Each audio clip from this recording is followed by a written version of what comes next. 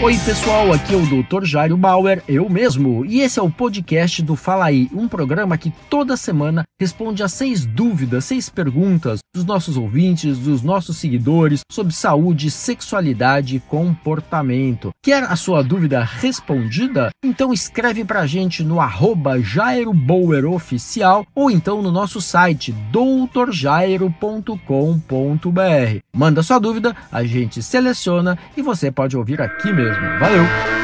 E olha só a dúvida da Karen. Doutor, estou com uma paranoia de gravidez, mesmo sabendo que não fiz nada errado. Como que eu trato isso? Karen, a tua pergunta é boa e ela mostra pra gente que muitas garotas, mesmo tendo todas as informações, mesmo sabendo tudo o que pode ser feito e o que não deve ser feito e seguindo essas instruções e seguindo essas orientações, mesmo assim elas ficam encanadas com a possibilidade de gravidez. Elas mantêm uma vida sexual ativa, elas usam preservativo ou elas usam algum método contraceptivo, não tem falha, não tem escape, mas mesmo assim elas ficam muito preocupadas. E essa preocupação às vezes ocupa um espaço tão importante na vida delas que elas têm até dificuldade em encarar um relacionamento amoroso, afetivo e sexual com tranquilidade. Como você mesmo reconhece, parece que há um exagero de preocupação da sua parte. Você falou que tem quase uma paranoia de gravidez. Se isso estiver te dificultando muito, se isso estiver te encanando demais, a minha recomendação é que você procure uma orientação com um profissional em saúde mental, um psicólogo, um terapeuta, para que junto com você ele identifique as causas desse exagero de preocupação. É isso aí, boa sorte!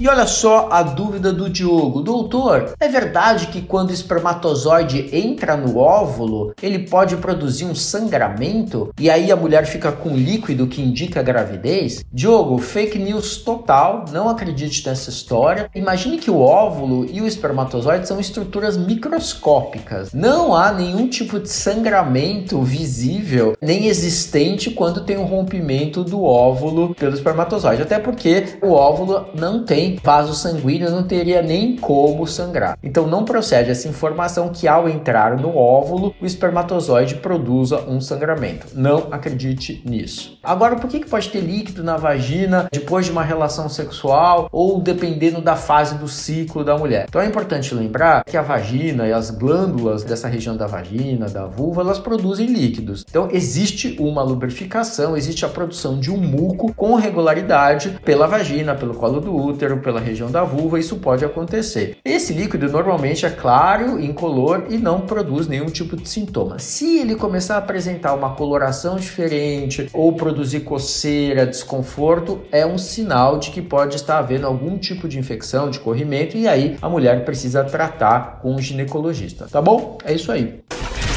E olha só a dúvida da Diana. Doutor, por que ainda existe tanto preconceito com quem tem depressão? Diana, tua pergunta é muito boa porque sim, até hoje existe muito preconceito com quem tem depressão, com quem tem transtorno de ansiedade ou com quem enfrenta qualquer dificuldade na esfera da saúde mental. Então, existe até um nome para esse preconceito aí, né? A gente fala de psicofobia, quer dizer, um preconceito contra a saúde mental das pessoas. Isso tem a ver com a cultura da gente. A gente está muito acostumado a procurar um médico quando a gente tem algum tipo de dor física, mas a gente ainda enfrenta uma tremenda resistência individual e cultural e social na busca por um profissional de saúde mental, e isso precisa mudar. A depressão é uma doença, é um transtorno que pode impactar tremendamente a vida da pessoa e de quem convive com essa pessoa, então é muito importante que se faça o diagnóstico e o tratamento o mais rápido possível, tá bom? E também é central que a gente quebre preconceitos, tabus, estigmas que existem contra a saúde mental. É isso aí.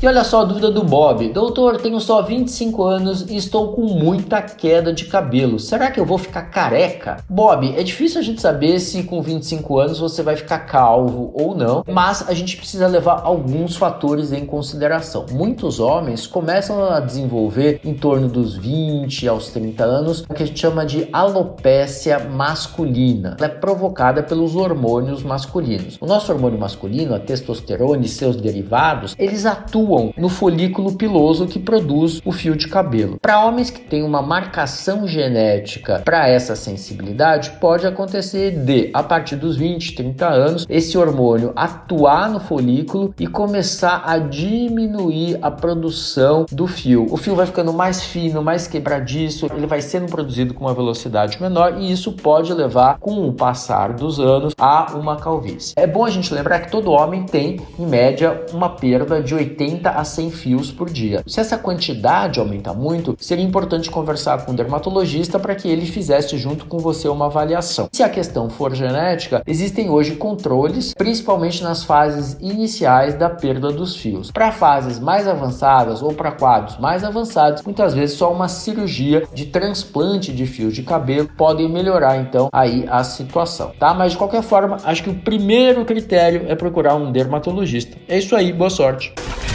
E olha só a dúvida da Lilian. Doutor, toda vez que eu transo sangra, o que eu posso fazer? Lilian, acho que o que você poderia fazer é consultar um ginecologista. Não é normal a mulher sangrar toda vez que ela transa. No início da vida sexual, às vezes por conta do rompimento do ímen, nas primeiras relações, nas primeiras experiências sexuais, a mulher pode sangrar um pouquinho mesmo. Agora, com a manutenção desse sangramento, eu recomendaria uma visita ao ginecologista. Por quê? Porque você pode ter um ímen que não foi totalmente rompido e aí cada vez que a mulher vai ter uma relação sexual tem um pouquinho de sangramento. Pode ser uma lesão, uma infecção, uma inflamação, uma pequena alteração da mucosa, do revestimento interno da vagina ou do colo do útero. Tudo isso é importante que seja avaliado e visto pelo ginecologista. Se a mulher é mais velha e ela começa a ter um sangramento toda vez que ela transa, isso também chama a atenção e necessita de uma investigação, já que alguns processos inflamatórios, infecciosos e até em algumas situações alguma lesão que pode estar se transformando numa lesão tumoral, até isso pode provocar o sangramento. Por isso que é muito importante fazer essa avaliação. Não perca tempo demorando para fazer essa avaliação, tá bom? É isso aí. E olha só a dúvida da Lúcia. Doutor, mesmo depois de meses de ter tido uma infecção pelo Covid-19, eu ainda sinto dores e fraqueza pelo corpo. O que posso fazer? Lúcia, isso que você está contando pra gente é uma situação relativamente comum, a gente chama de síndrome pós-Covid, e alguns trabalhos eles indicam que até 1/4 das pessoas, 25% das pessoas, podem ter sintomas persistentes depois de uma infecção pelo novo coronavírus. E aí os mais frequentes são dores no corpo, dores nas articulações, dores de cabeça, fraqueza, cansaço, esgotamento, às vezes a persistência, da perda do olfato e do paladar, entre outros. Então, se isso estiver acontecendo com você, mesmo meses depois da infecção, eu recomendaria que você procurasse um médico para que vocês pudessem fazer uma avaliação e para que juntos vocês pensassem nas melhores estratégias. Descanso, terapia, uma alimentação mais saudável, retomada de atividade física e às vezes o uso de alguns medicamentos podem tornar essa fase pós-Covid mais tranquila. Os sintomas são mais comuns para quem teve uma infecção mais grave, mas eles podem acontecer mesmo em quem teve infecções mais leves, tá bom? Então procure um médico para as melhores orientações possíveis. Valeu, Lúcia, boa sorte. Tá com alguma dúvida? Então escreve para o nosso Instagram, @JairoBauerOficial, ou ainda para o nosso site, doutorjairo.com.br. É isso aí. Você ouviu Fala Aí com o Dr. Jairo Bauer.